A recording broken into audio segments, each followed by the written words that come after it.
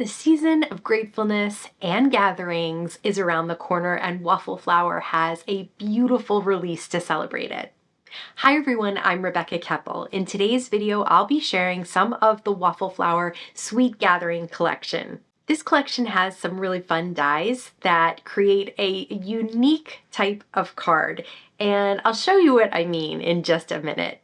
But first, let's just flip through the dies and some stamps that I'll be using today. Before we jump in, I just wanted to remind you that I have a 10% coupon code from Waffle Flower for you. It's a one-time, one per person coupon code, and it's 10% off your entire cart at waffleflower.com. And the coupon code is Rebecca. First, let's start by looking at the table runner die. This die set is so much fun. It creates a tablescape with a table runner, placemat, plate, silverware. There's a saucer and cup. There's a napkin ring with napkins. There are many details here to create that cute table. There's also a table pie add-on die to create a pie with whipped cream dollops. Next up, we have the pumpkin time die and stencil. So this is an A2 die, and then the stencil colors it in. We also have the Grateful Heart sentiments, stamps, and dies, cuts out all of those sentiments. The Cozy Icons die is just great to have for any other fall set that you want to add it to. And then we have the Overlapping Thanks die. It's a really bold thank you, perfect for a card. And then the Print Happy die. Now let's use these new supplies to make some cards. For this first card, I wanted to use the table runner die, but I also wanted to use that add-on pie die. So I have the pie. I'm making a pumpkin pie. I've got the actual filling cut out of kind of that orange pumpkin flavor, and then I have the crust cut out of some sort of craft type of cardstock. And I'm using Distress Oxide ink in Gathered Twigs to add a little bit of depth and dimension just by adding a little ink on the edges of these. I'm using a Waffle Flower detail blending brush, and I'm working right on my glass mat because the Distress Oxide clears off really quickly. Then I'll use the My Sweet Petunia Precision Glue Press to add some liquid adhesive right around the bottom of the pie lattice, which is going to go right on top of that pumpkin layer. And that is an easy way to create this pie. Now you could just leave it as is, just like that. There is a way that you can just cut the crust if you don't want the lattice, and that's that third piece that I have off to the left there. I decided to add that on top because I like the way the crust itself looks a little bit thicker and kind of more braided.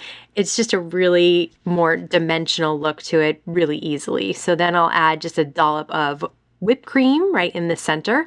I did create another pie so that I could cut out a slice of pie, and I'll use that when I put my tablescape together.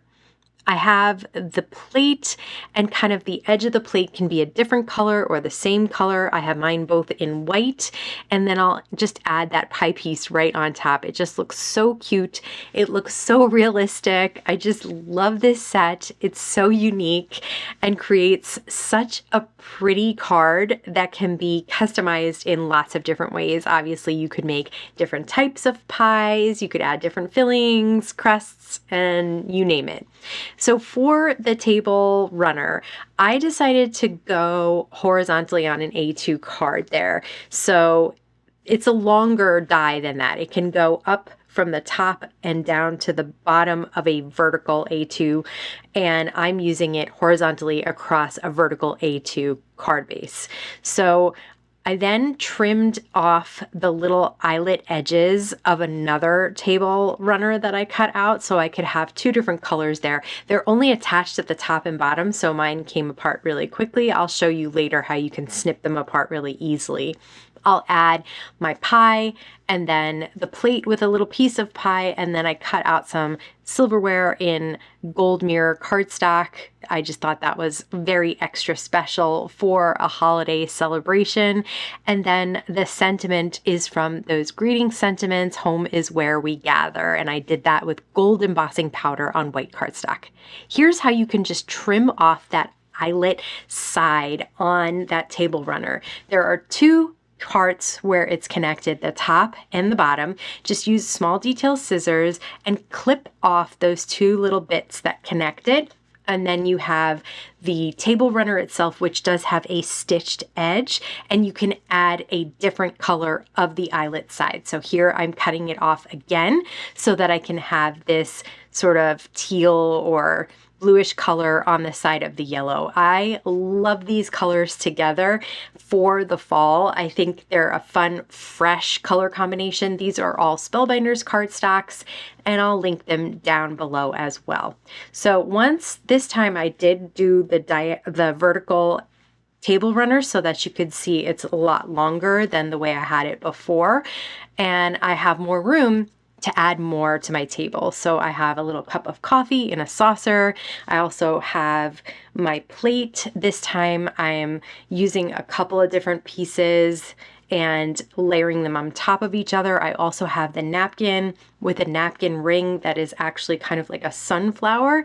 So I have the base in kind of that brown, and then the flower in the yellow, and then the little center as well in the brown. And then just pop that up on sort of a slim line foam square. So nothing too big. I don't want it two-dimensional, but I did want a little bit of dimension off of the plate there.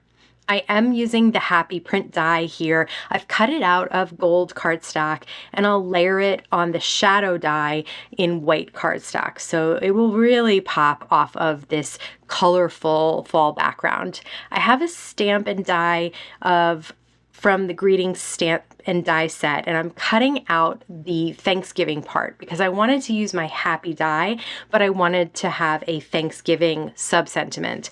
I'll use a little foam strip that I'll use to pop up that Thanksgiving so it has as much dimension as the happy. And then I have a couple of acorns. These are from that icons die set, the cozy icons, which I'll use again later, but I thought they would be nice kind of placed in the center of the table as sort of a centerpiece for this really fun Thanksgiving or fall themed table. I have then the placemat that has the plate and everything else on it, and then I have my saucer. I'm just making sure I have enough room for the coffee cup with the saucer. I'll use a little foam square to pop that up as well. You can see this is really coming together, but you can see how you could customize it any way you want. You could have multiple plates. You could have this card facing horizontally instead of vertically. There's really lots that you can do with these die sets. Now that we've done a couple of cards with the table runner die, I did want to try out the pumpkin time die and stencil. So this die only cuts the interior parts. It does not cut an A2 piece of cardstock. So I started with an A2 piece of cardstock, taped it to the die with a little bit of Spellbinders Best Ever Craft tape, and then I'll just carefully peel off that tape so I don't get too much of the cardstock off as well. And then I'll place that stencil on top of the die cut cardstock, on top of a Waffle Flower grip mat, on top of my glass mat. And that is the combination I love to do for stenciling. And I love the new Waffle Flower background blenders. These are large brushes. You're really supposed to put your thumb at the top. I always forget. So I just love how you can add such a small amount of ink. It's a very light covering at first, and then you can really build up. And the thing that does for you is it allows you to get a very smooth blend. So you can see there, I'll go back over things if I want less of that white showing through, but sometimes it's nice to have a little bit of the white because it adds like an accent to a little sort of spotlight to the element. Then I'll add with some detail brushes the stems and the leaves, and I'm doing kind of that fun fall color combination with teals and peaches and corals. I just love that combination together. And then I'll finish this off with the Thanks die. It is a great bold die. I cut it out of gold cardstock, and it just sits right in the center of that card. For this card, I am using the table runner die again. It's just so much fun to play with, but I did want to show you that you don't always have to create a tablescape per se. So this is kind of more using it just as a vertical piece on my card, although I think it still looks a bit like a table runner.